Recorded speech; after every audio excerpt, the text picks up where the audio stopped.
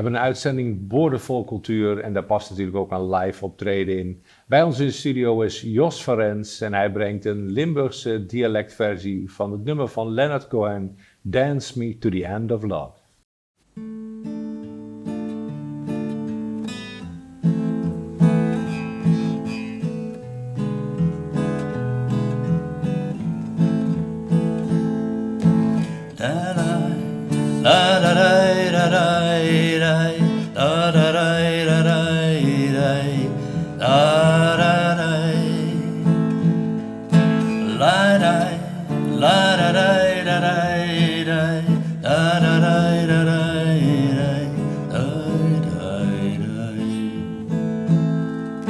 Dance me to your beauty with a burning violin, and dance me through the panic till I'm got it safely in, and lift me like an orris branch and be my homeward dove, and dance me to the end of love, and dance me to the end of love.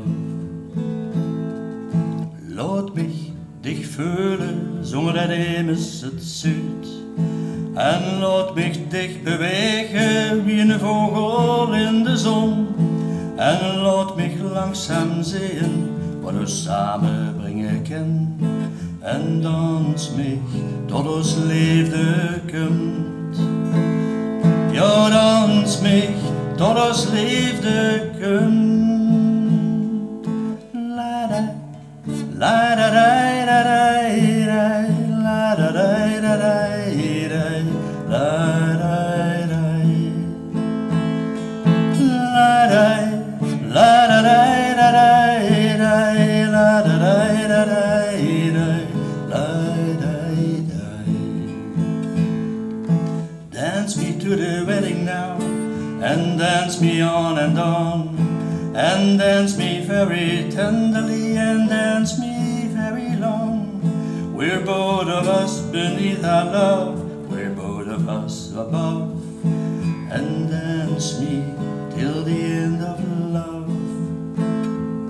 Nou dans mich nou een zwiede weg, en dan weer gans doen bij, en dans mich in mijn druimen vast, en laat mich nooit meer vrij. Voor mich naar mijn end, en dan weer naar het begin, en dans mich tot ons liefde komt.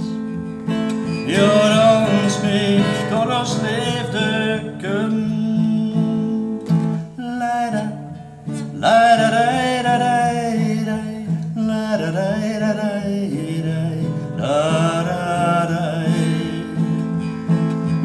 la da.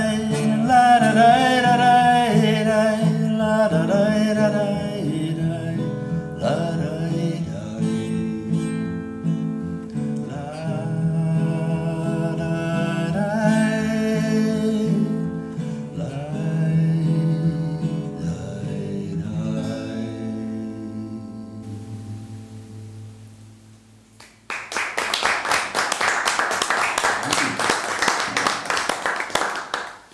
Ja, we hebben zojuist geluisterd naar het mooie lied van Leonard Cohen, gezongen door Jos van Rens. We zijn eigenlijk eerst benieuwd naar de persoon Jos van Rens. Welkom aan tafel. Dank je. Het was een mooi lied wat je gezongen hebt en gemaakt hebt natuurlijk, hè, of vertaald hebt. Ja, een versie van. Een versie van. Ja. Wie ben je? Ja, wat je al zei, Jos van Rens. En, dit ben ik, ja. Je bent muzikant, programmeur, je hebt een cv waar heel veel dingen op staan. Juist. Daar wou ik toch even kort bij stilstaan. Je bent hier gekomen om te vertellen over leuke taferelen in Beegden. Ja. Dat is ook een van de dingen. Wat karakteriseert jou het meest als mens? Nou, als je het zo vraagt, dan denk ik meteen dat ik, tenminste wat mensen wel eens zeggen tegen mij, je staat altijd aan. Als iemand iets zegt, dan, wacht even, ik herken dat net met jullie ook. Hè. Je bent aan het werk en je ziet iets en je hebt iets en je denkt, kan ik gebruiken. Ja. Of, vorige week had ik jullie collega Agnes gebeld, om dit onderwerp. En toen zeiden ze van, ik ben wel op zoek naar iemand die daarover gaat. Ik zeg, maar wacht even, daar heb ik wel een idee. Ja. Nou ja, dus dat wellicht. Dus Jos heeft altijd een idee. En het is vaak muzikaal, hè? Ja, dat is wel een van mijn voorwaarden. Dus ik ben sinds 16 jaar zelfstandig ondernemer. En mijn motto is gewoon, als er geen muziek in zit, dan doe ik niet mee. Nee. Heerlijk. Ja. Je hebt een formatie, Pure, Ja. in wisselende samenstelling, heb ik in de loop van de jaren gezien. Ja, dat heeft er dan mee te maken dat ik dan, muzikanten weten dat wisselt. Hè. De een gaat, de elders, de ander zus. Ja. En op een gegeven moment had ik alweer met een nieuwe zangeres waar ik mee samenwerkte. En ja, dan zit je weer met, heb je dan weer een andere naam. En dan moet je die naam, ik bedoel, jullie hebben dat ook, hè. Je hebt die naam, de Merling, iedereen weet waar het over gaat. Ja. Dus ik dacht, daar moeten we iets over verzinnen. Dan hebben we dat concept verzonnen. En we speelden op de TEDx in Eindhoven destijds. Ja. Dus er werd ook gevraagd, en hoe heten jullie dan? Ja. Geen idee. En, wat we wilden, dat was pure muziek maken. Met zo weinig mogelijk elektrische toestanden. Echt gewoon puur dat. Zoals het bedoeld is. Zoals het bedoeld is. Dus daar kwam de naam Pure uit. En als je dan gaat kijken, moet je een website hebben. Je moet zo, alles was vergeven, behalve Pure. Zoals het nu dus geschreven is met Griekse ei. Ja. Puur fonetisch. Ja. En dus hebben we dat. En sindsdien zijn we Pure. Nou, Marieke destijds, waar ik toen mee samenwerkte, is ondertussen al moeder van een kind en woont ergens in de Achterhoek met een nieuwe liefde. Ja. Dus dat, weet je, en dan komt weer iets anders in beeld. En nu op dit moment en met Sumaya. Maar dan merkte ik ook bij de theaters, dat is op een gegeven moment het Pesthuistheater in Maastricht, zeiden ook van, en wie heb je nou bij je? Ja. Wie heb ik nou bij me? Oh ja, Sumaya. Maakt niet uit. Als jullie komen, altijd goed. Zorgt er elke keer voor een hele grote variatie, hè? Voor hele andere nummers, andere optredens. Dat maakt het natuurlijk wel boeiend. En zo ziet jouw cv er ook een beetje uit, hè? Want je doet muzikale theaterprogramma's, muzikale workshops, muziektherapie, je bent op scholen actief, je weet ook nog iets van verkeer, je bent met goede doelen actief. Ja. Je bent een druk mens volgens mij. Ja, altijd aan, hè. Ja. Altijd aan. Altijd ja. aan. Altijd ook met een gitaar. Liefst wel. Het liefste wel. liefst Dat wel, is het ja. lievelingsinstrument. Ja. Nou, ik ben van oorsprong bassist. Maar Ja. dat kwam eigenlijk omdat ik heel lang geleden met een bandje speelde. En toen waren we met 2 gitaristen, toetsenist en een drummer. En toen was ik op vakantie met mijn lief en we zaten ergens boven in de bergen. En ik dacht, wij missen iets in onze muziek. Want we speelden bluesrock bij motortreffers en alles. En Ja. dus ik had zoiets, we missen. En toen dacht ik, we missen een bas. Dus ik zei tegen mijn vrouw, ik ga bassen. Wat ga je doen? Bassen. Hoe dan? Je zit op een berg. Terugkom. Nou, basgitaar, koorversterker, toen ben ik gaan bassen. En dat ging me veel beter af dan met gitaar spelen. Minder snaartjes. Ja. Dus dat heb ik jaren gedaan. En uiteindelijk dan ook met een band in Tanuki, met Nienke en Kelly en Ralf. En toen ging het in één keer in een versnelling. Want toen hadden we in één keer een cd en we speelden in één keer op het bevrijdingsfestival. En we zijn zelfs in China geweest en Engeland en noem maar op. Ja. En toen had ik ook zoiets van, daar wil ik mee verder. Ja. En dat stukje verkeer. Het smaakte naar meer. Ja, absoluut. Kijk, het verkeer wat ik toen deed, ik was verkeerskundig adviseur. En, maar weet je, dat ging altijd over geld. Hoeveel borden heb je verkocht? En we hebben prognoses en budgetten. Nou, er zullen heel veel mensen zijn die zeggen, yes, we hebben een prognose, budget. Maar ik vind er niks aan. Dus Je gaat meer voor de passie die je drijft. ja, de passie. Ja. Word Ja. ik hier Door ook bij alle over. verhalen hier vandaag aan tafel. Ja, zeker. Ja, en ook het feit dat, weet je, dan ga je voor jezelf beginnen. Toen moest ik een ondernemingsplan schrijven. Ja. En nou, mooi niet, er was toen nog een disket in, die paste heel fijn in de prullenbak. Ja. Maar goed, moest wel, want ik werd dan begeleid door iemand. En, en die vrouw die kwam en mijn vrouw zei al van, en wat ga je dan zeggen? Ik zeg, ik heb geen idee. En toen zaten we aan tafel, toen zei ze, ja, je moet natuurlijk wel een ondernemingsplan hebben. Ik zeg, nou, ik heb een ondernemingsplan. En dat heb ik nog steeds. Ja. De balans tussen verdiensten en voldoening. En toen ik dat de eerste keer tegen mijn lief zei, toen zei ze, ja, maar ja, als je alleen maar plezier hebt, dan verdien je niks. Ik zeg, nee, de balans tussen die twee. Ja. Dus, ja. Het bedrijf is nog steeds winstgevend, merk ik. Ja, we hebben een... Het geluk straalt het uit. Ja, Ik mag niet klagen, hè. Ja. Nou, de reden dat we hier onder meer hebben gevraagd is ook dat je betrokken bent bij het Leukere Taferelen in Beegten. Een nieuw podium voor muziek. Kun je daar wat meer over vertellen? Want binnenkort is het eerste optreden. Ja, het is 21 september, dan starten we met het eerste optreden met Ton Engels en Erik Koenen. Erik woont bij ons in het dorp, dus eigenlijk een beetje de laaghangend fruit. Hè. En Ton Engels, ik heb ook alweer heel lang geleden, jongen. Maar in ieder geval, toen was ik wist ik toen nog niet, dat programmeur was een jongerencentrum in Baarlo, Shiwa, hebben jullie vast allemaal van gehoord. En Matje, die was een paar jaar ouder dan ik was net 16. En Matje deed de grote bands, de Bintangs en Live and Blues en al dat soort dingen. En ik deed de kleine dingetjes. En Ton Engels was toen ook een piepkuikje met zijn gitaartje. Die kwam op de fiets van Panningen. Ja. En die speelde dus. En dus nu we hiermee begonnen zijn, want ja, ik ken Ton in zoverre dat we elkaar kennen. En dan had ik ook zoiets van, die wil ik dan als eerste. Ja. En dus ik Ton gebeld, joh jong, wanneer? Ja, dus en dan komt hij met Erik dan. En ons doel is, mijn achterbuurman Jan Schooyen, is ook muzikant, theaterman. Vertel voor de kijkers, 21 september is dat, dan is dat. En waar is dat dan? Dat is in het leuke gemeenschapshuis Het Leuke in Beegde. Oké. Ja. Dus toen moest het beestje ook weer een naam hebben. Jan kwam met de naam Leuker Taferelen. We zijn een klein comitéetje met 4 mensen. Geheel non-profit, we doen het allemaal om niet. We kunnen terecht in het gemeenschapshuis. En ja, we hadden 4 zoiets, Leuker Taferelen, is goed. We hebben een naam, we hebben een agenda, we gaan beginnen. En nou ja, dus ons streven, en dat hebben we nu ook weer, dus per kwartaal willen we dus iets hebben. En ook iets hebben wat ertoe doet. En op die manier, kijk, we zijn een nieuw podium in Beegde, maar het is op zich niet nieuw, want ook hier in de regio zijn meerdere van dat soort podia en dat is natuurlijk geweldig, want ik ben zelf ook muzikant en juist om meerdere podiums te creëren, kunnen we dus op meerdere plekken ook onze muziek laten horen. En daardoor dan ook, de rest gaat dan ook allemaal meelopen. Hè, want enthousiast maken, ja. Ja, kijk, dan heb je ook een reden om nieuwe snaren op de gitaar te leggen. Allemaal hele kleine dingen waar het publiek niet bij stilstaat. Maar mijn streven is ook al vanaf het begin dat ik, zeg maar, semi-professioneel muziek maak, heb ik wel gemerkt, als er niks in de agenda staat, dan gebeurt er ook niks. Nee. Je moet werken om te kunnen blijven werken. Ja, maar ook zorgen dat, kijk, zoals jullie hebben een evenement, het staat nu al in de agenda voor volgend jaar, wanneer het weer is, dus daar kun je naartoe werken. Ja. En bij ons is, we hebben een programma, nou, daar doe je heel veel aandacht aan besteden en vervolgens moet er wat bunnen. Ja. Dus, en nou ja, als je dan zorgt dus dat er ook iets in de agenda staat, zoals nu dan ik met Sumaya samenwerk. En met Sumaya en haar vriendin Naomi hebben we onlangs in juni voor het eerst een nieuw programma gespeeld in het Pesthuis, ook weer in Maastricht toevallig. Ja. En nou, toen we met z'n 3 terug in de auto zaten, hadden we alle 3 zoiets van dus daar gaan we terug naar die leuke taferelen, hè? Want ook daar hebben we al een heel programma. Ik heb het hier toevallig voor de hand liggen. En ik zie daar ook een grote naam op staan. 29 maart 2025, lekker vooruitgeboekt. Lenny Koer komt langs. Ja. Hoe heb je dat voor elkaar gekregen? Bellen. Ja. Kijk, heb je niet je samen in de strijd hoeven gooien of je oude contacten moeten aanboren? Nee, nou weet je, ik loop al iets langer mee.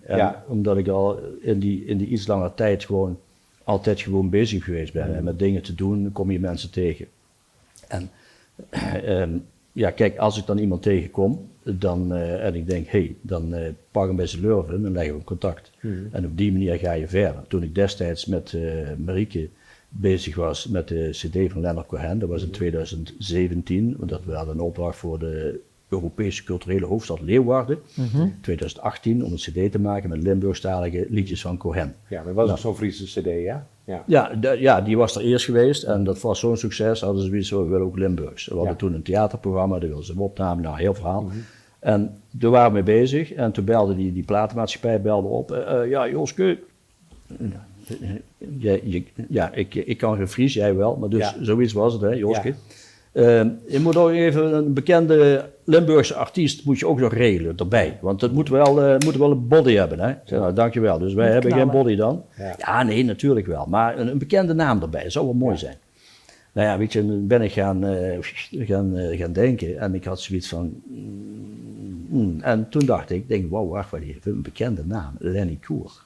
Dus heb ik haar gebeld en het voorgelegd, ze vonden een heel mooi idee, maar ze zegt, dat is te ver van mijn bed. Dus dat is ze niet gaan doen, jammer, maar dan zit ze wel met het systeem. Dus nu, we hadden een programma en dan was de vraag, wie dan? Ik zei, nou, Ton Engels, Lenny Koer, wie is dat? Ja, dat was, Wat erg. Die kennen we toch allemaal. Worden niet uitgezonden, hè? Nee, maar er zijn ook mensen die hem niet kennen. En weet je wel, dan is het zo van, oh ja, wacht even. Oh ja, leeft hij nog dan? Ja, die heeft ook nog. Echt wel. Ja, nee, maar goed. Dus en uiteindelijk... Maar ze zei ja. Wat zei ze? Wat een leuk initiatief. geweldig. Ja. Ja, ze vond het geweldig dat we haar vragen, omdat, kijk, ze speelt natuurlijk hele grote dingen. Hoogste heeft ze ook gedaan. Ja. Als er iemand een grootste de branding is in de Nederlandse muziek. Absoluut. En ze heeft steeds een goede stem, hè? Ja, zo. zeker weten. En er komt, ik hoop dat dat rond die tijd is, komend voorjaar komt een nieuwe cd van haar uit. En ze heeft een ontzettend groot publiek. En ze speelt ik had een flyer ervan meegenomen. En het is wel grappig, want dat vond ik wel heel mooi. We staan ook dus met ons op het theater, zeg maar. Staan wij op haar flyer, die landelijk in theaters zit. Ja, Ja. mooi. Staan wij bij. Hè. Dus we hebben nog niks gedaan en we zitten er al bij. Maar dat is gewoon heel mooi. Want kijk, en dan zie je ook dat het netwerk van de muzikanten ook, dat Lenny Koer, Lenny Koer komt en heeft een pianist en een gitarist bij zich. Erik Koenen. Lenny Koer, ja, maar die pianist die ken ik. Maar dan komen ze wel bij ons eten. Ja, maar dan wil ik het wel weten, want... Dat is een kleine wereld uiteindelijk. Kleine wereld. Kijk, Ja. en ons podium is nog relatief onbekend. Nou, daarom zit ik ook hier om iets meer bekend te maken. Want hoe zijn de plannen voor de toekomst? Hè? Jullie beginnen nu met een agenda, met een paar klinkende namen. Hoe zie je de toekomst? Over 1 jaar, over 5 jaar? En toch een beetje ondernemersplan praten. Voldoening en verdiensten. Voldoening en verdienst. Ja, kijk, wat ik zei, wij doen het non-profit. Ja. En wat we willen is gewoon dat er... kijk, wij weten wat de mensen, wat ze vragen. En nou, bijvoorbeeld Ton die zei over, ja, jullie zijn beginnend podium, doen wij er wat van? Nou, ik zei, nee, dat willen we niet. Ik ben zelf muzikant en kijk, heel vaak spelen wij op grote evenementen en alles wordt betaald. En de muzikant die moet dan, ja, maar dat is wel veel geld wat jullie vragen. Ja, hallo, moet er nieuw staan op die gitaar. Maar dus, dat is mijn ding ook geweest, ik doe alleen mee als de muzikanten betaald worden. En de rest, dat loopt. En kijk, wat het nu is, we hebben een begroting gemaakt, hè. En om te kijken van, nou, hoeveel mensen hebben we dan nodig. En we hebben nu het streven, de eerste voorstelling, 50 mensen publiek binnen te hebben. En dat hebben we al bijna. Dus als jullie ook komen, dan zetten we het eroverheen, zijn we uitverkocht. Zijn we uitverkocht. Maar dan zo te laten groeien, dat we dus kiet spelen per kwartaaljaar. Want we willen 4 voorstellingen per kwartaal, 1 voorstelling per theaterjaar, zeg maar. En als dat lukt, dan zijn wij tevreden. En dus het streven is ook, nu is het allemaal, ja, meest muziek. Er zit overal muziek in, dat vind ik heel mooi. Maar we willen ook andere dingen, weet je wel, dan dingen die je ergens niet tegenkomt. Dus het kan ook cabaret zijn, het kan, verzin het maar. Ik heb in Spanje heb ik een keer iemand gezien met een hele grote hoepel. Die man die is daar echt ongelooflijk wat hij ermee doet. Dus ik probeer hem bij zijn lurven te krijgen dat hij de fiets opspringt met zijn hoepeltje. Dus er is altijd wat te beleven op het nieuwe podium. Gewoon mooie dingen. Ja, jullie gaan zelf nog optreden, 24 mei 2025. Ja. Dat is wel echt iets om in de agenda te zetten. Ja. Dus dat is natuurlijk ook heel erg mooi. Ja.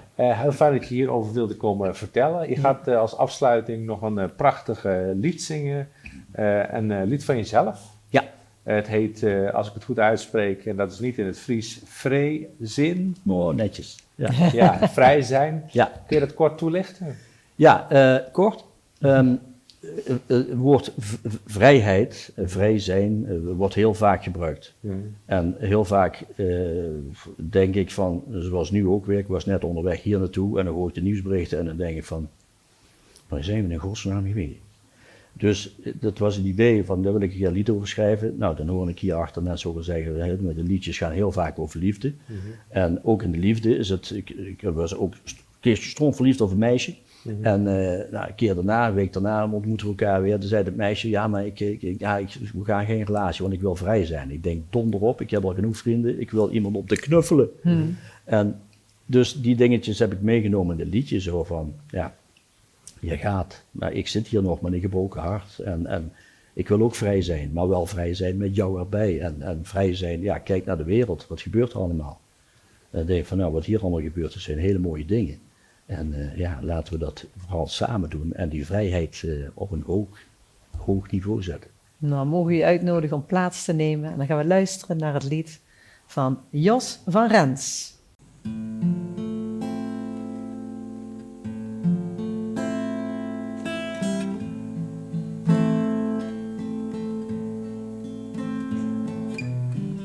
De klok slaat 12, dag en nacht. slag waar ik op wacht. Ik draai me om, loop van dich weg. Dich zes hooien, dikke pech. Du zes, du wilst vrezen. Mijn hart laat dich niet los. Du zes, du wilst vrezen. Mijn hart breekt, ik ben de klos.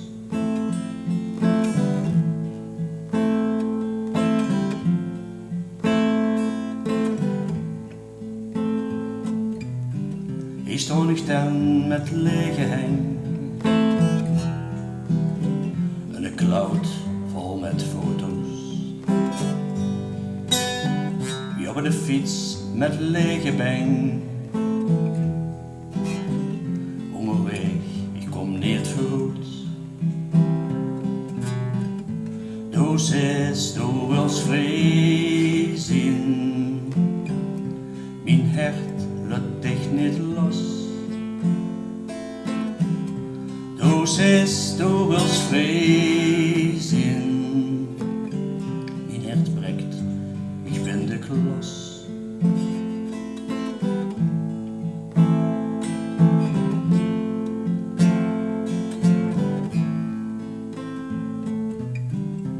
Geen handvol, maar een land vol. Alle clichés komen voorbij. Laat maar zien, ik ben niet bang. Ik zoek de warmte, waar ik heel verlang. Du zes, du wilst vrezen. Mijn hart laat dich niet los. Du zes, du wilst vrezen. Mijn hart breekt, ik ben de klos.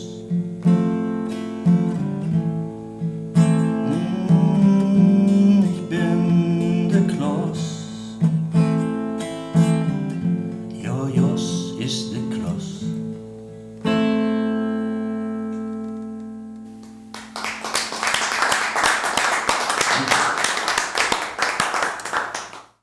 Deze uitzending is mede mogelijk gemaakt door Hotel en Grand Café De Pauw.